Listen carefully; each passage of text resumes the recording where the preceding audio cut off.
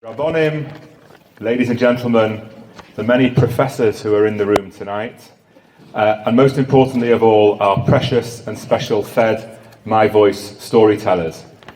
My name is Raphi Bloom and I'm the Fed's Director of Fundraising and Marketing, and on behalf of the Fed and the My Voice project, I would like to welcome you to the Imperial War Museum North and the Generations Portraits of Survivors exhibition. 7 months ago, after seeing the fantastic success of the Generations exhibition in London, I contacted Justin Cohen of the Jewish News, who, along with the Imperial War Museum, the Holocaust Memorial Day Trust, the Royal Photographic Society and the Dan Gore Trust, were one of the original partners of the exhibition. Those of you who know me well will know that one of my biggest passions and priorities is fighting to ensure that the Manchester Jewish community receives the same opportunities, funding and recognition as that of the community in London. We need to level up. Many of the prestigious events and showcases that happen around Holocaust education and survivors almost always take place in London.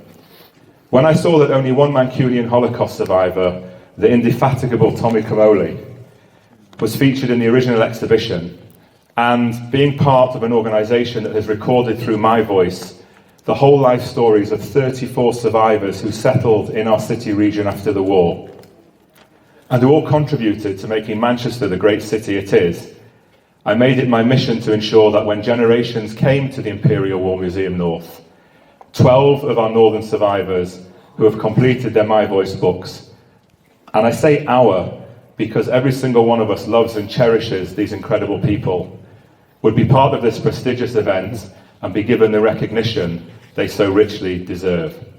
Today, I feel immensely proud that we made this happen and that the Fed is the northern partner of this exhibition alongside the original partners. The Fed's My Voice project is unique. Unique because of the way that storytellers tell their whole life story in the first person, in their own voice, to trained befriender volunteers. Unique because as a social care organisation, the Fed provides holistic, wraparound support to our storytellers as they tell their powerful and often traumatic stories. Unique because no one else in the UK is undertaking such a project that has already seen 34 books published and another 10 in production. As Dr. Dan Sahor, Director of the Libraries Department at Yad Vashem in Jerusalem, said, "I think the Fed are the only group in the world producing something like these books. These individual stories are incredibly powerful to have, especially as we move on from the general narrative when we educate. They are a different tool to use for education purposes, so powerful and touch people in very special ways. We understand that we have developed a precious and priceless resource, and we acknowledge the responsibility that comes with that. We are expanding the My Voice project to London and the South East in partnership with Yad Vashem UK, so that more survivors who have not yet told their story have the opportunity to do so. Additional future possibilities also include the filming of My Voice storytellers reading from their life story books, the rollout of the My Voice books to schools nationally to use as part of their history curriculum, as Wellington School here in Trafford have done so successfully with Ike Alterman's book, so that the stories can, as Dr. Sahar of Yad Vashem says, touch students in very special ways. The development of a Guardian project, so both Jewish and non-Jewish sixth formers and university students can commit to taking responsibility for a specific My Voice book and ensuring the story of that survivor is always told and shared, both now and in the future.